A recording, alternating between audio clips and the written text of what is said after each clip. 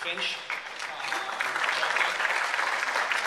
And again, you know, what Greg has done coming aboard, he was so excited about coming aboard and working with David that I think within the first week, and I mentioned this at yesterday's panel, but I think it's just indicative of how excited he was, that he had written out the next 6 issues. And it just, this image here shows you the direction or the challenges Batman will be facing in Dark Knight, but what Greg is just building is just, you know, even more dire as months go on, and I think David's having an incredible time working with him. So that image is just the bare beginning of what they got coming for you.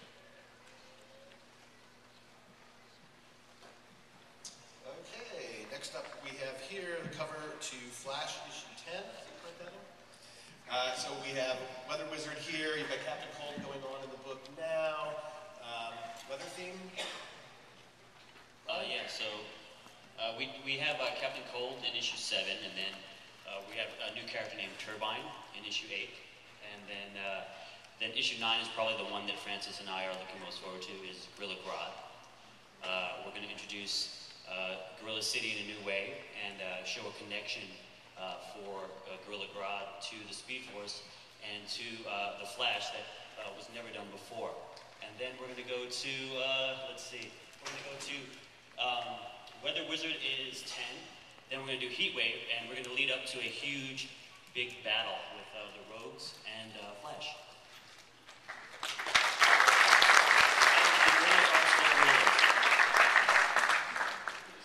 And they talk.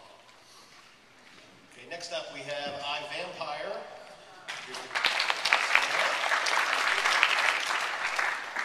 This is the cover. And our brand new cover artist, Clayton Crane. Right there. We're starting a crossover with Justice League Dark with issues 7 and 8. I don't know if you guys read issue 6, but I really screwed up the book, I think. I kind of accidentally killed the main character. Sorry. I probably should have told you guys, I'm sorry. I didn't mean to. I just wanted to do it in front of everybody. So Andrew Bennett is dead, and in his wake, this primordial evil that is the origin of vampirism has appeared before us all, and he takes all those little puny vampires and he jacks them up with a lot of magic. And unfortunately, the remaining cast of my book is not strong enough to fight him. Thankfully, there's this book that some people read. It's called Justice League Dark, I believe.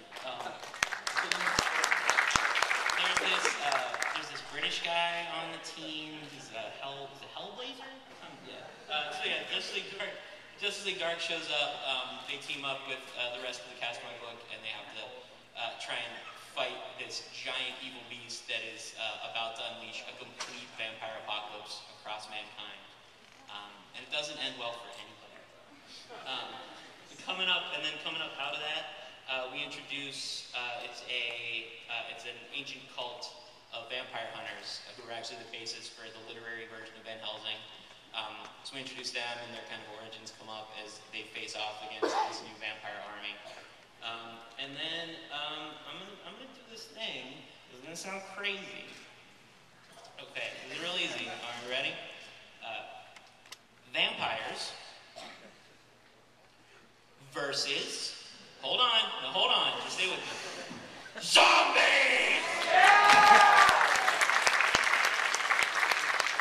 So, I grew up. I know, it's true.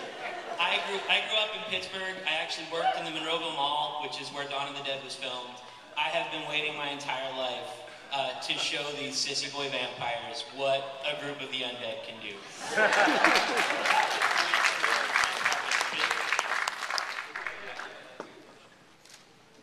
Josh, what happens when a vampire gets bit? Oh, you find out.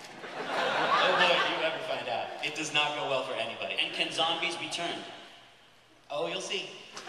All these questions and more will be answered. It's everything I've been thinking about zombies and vampires since I was a small child.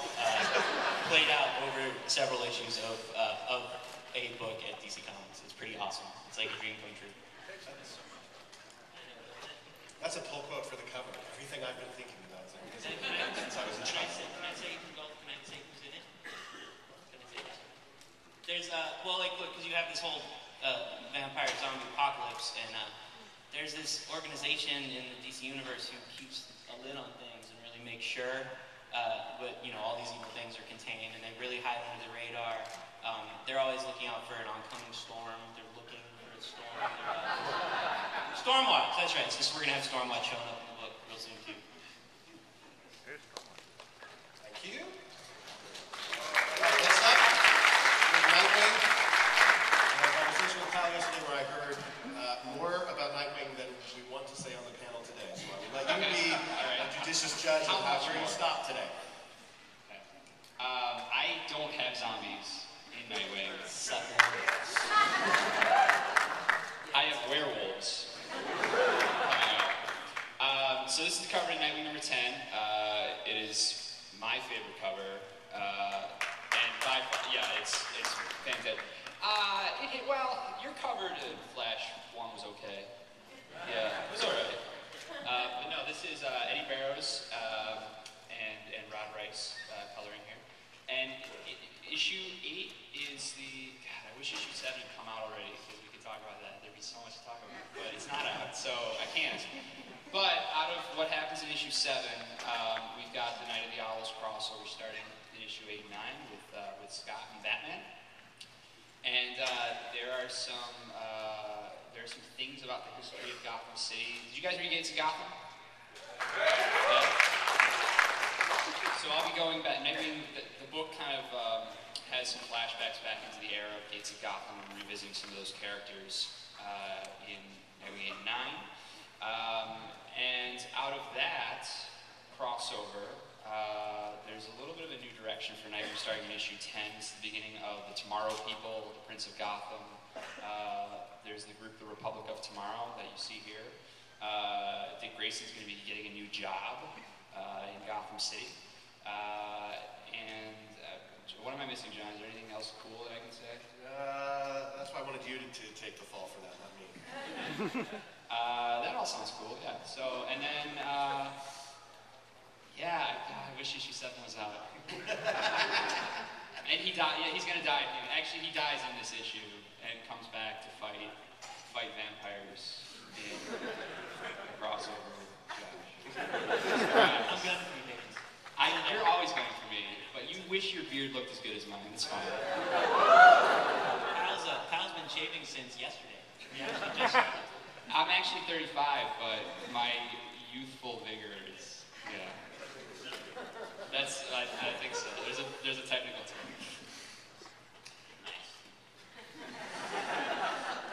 Bringing the panel back to a more even plane, we have more dinosaurs, except this time with a different character with the dinosaurs. Scott?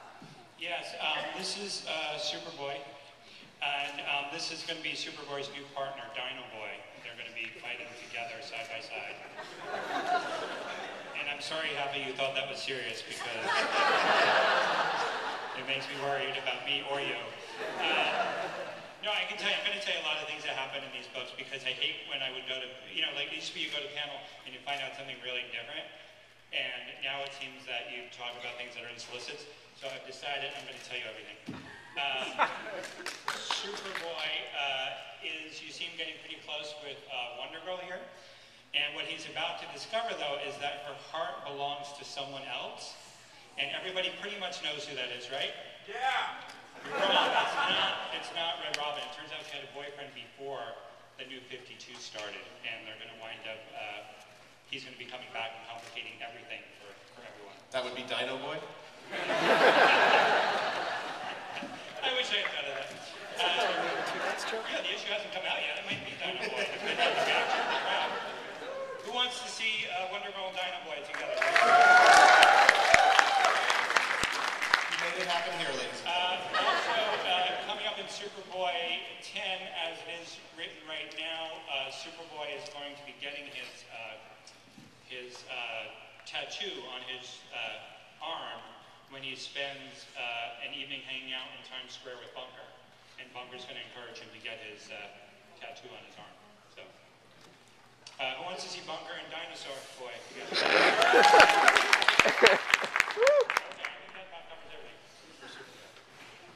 Oh, look, more dinosaurs. These are actually zombie dinosaurs. You can't tell from the picture. Coming up in Teen Titans, there's going to be a 3-issue arc that's going to reveal Wonder Girl's origin. And she's going to be having a hard enough time dealing with her own because we're also going to be exploring Kid Flash's origin to a tremendous degree. I will tell you that. Oh, Kid, you mean it's a Flash? Yeah, no relation. You don't have to worry. Okay. Unless you want a relation. I will talk about it. Wonder Girl's origin is going to be taking place with Red Robin, Superboy, and Wonder Girl going on the road together. And when you have 3 hot teenagers on the road together, that's all I'm saying. Yep. It's usually at Brian's house. So, and then also, Kid Flash, Solstice, and Bunker are going to have their own hands full because Amanda Waller has set her sights on the Teen Titans. Because her feeling is that, you know, we don't allow kids to vote or to drink or to go off to war until they're a certain age. So why should they be running around with metahuman superpowers? So that's going to be a big thing.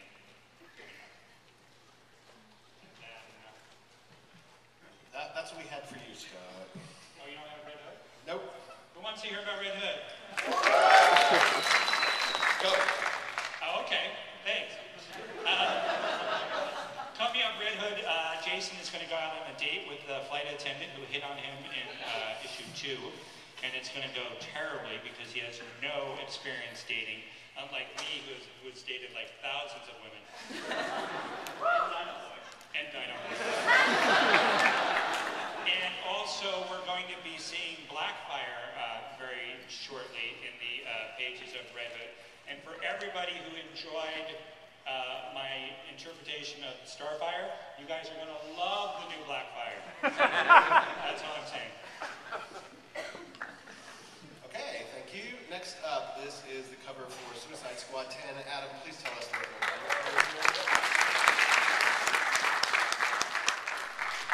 See the cover. Just say there's no dinosaurs there. Well, yeah, stuff happens, everyone dies, there's a fight. No, well, what we're going to start getting into, actually, as we come out of the hunt for Harley Quinn, is we start to move into a crossover with Resurrection now. And basically, it's the Suicide Squad against a guy who can't die. So, as you can imagine, that's tons of fun. Then what will happen as we move forward and we start on to our next arc is we'll start to learn about some of the other characters. I think the first 7 books really focused a lot on Deadshot and Harley as an entrance into the book, and now we're going to start learning more about Black Spider, King Shark, and King Shark and some of the other characters in our book, El Diablo, and start learning about them. We're going to introduce a couple of new characters too that are going to come. There's a new character named Iceberg who comes into the mix. So we're going to start learning about everybody else, and we're going to find out that, I don't have anyone to look to see if I can ask these questions. We're going to start learning that everybody in the squad isn't who they say they are. That somebody in the squad might not be on the up and up, and they're actually working for the other side. Tell us more. Tell us more. Suicide Squad. I'm on a lot of date calls, sorry. Are there any suicides? No. Love the squad. A lot of squad. That's what's going on with Suicide Squad. Thank you, Adam. Next up, we're going to talk about DCU Presents. This is the cover to 10, and we have 2 amazing artists working on this book. The covers are being done by Ryan Sook. And that means, Ryan, you get to do all the really cool, like, iconographic shots and things like that, right? Yes, iconic shots. Yeah, no, these are really cool new characters to me. I mean, Vandal Savage has been around for a while, and you're going to find out some interesting things about him. But this whole storyline, as far as I know, has some really interesting developments in the character. And I just get to draw the covers, so you want to hear from Bernard, who gets to draw all the really cool storytelling and stuff.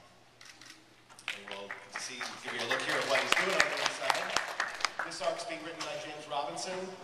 Correct, Bernard? As I vamp until the mic gets down there.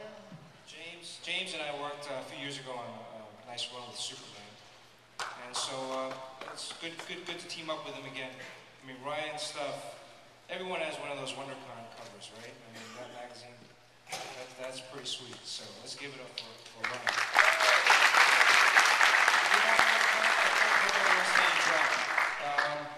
Vandal Savage, one of the most preeminent villains in the DC universe, makes his appearance.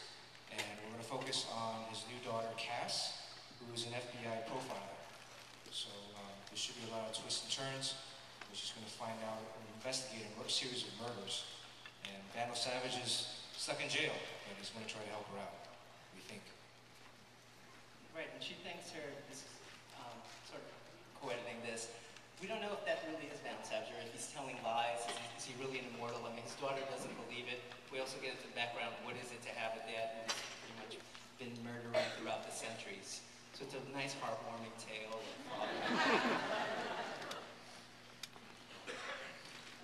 Okay, and I think we have one more cover to show. This is the cover of Captain Atom, issue 10.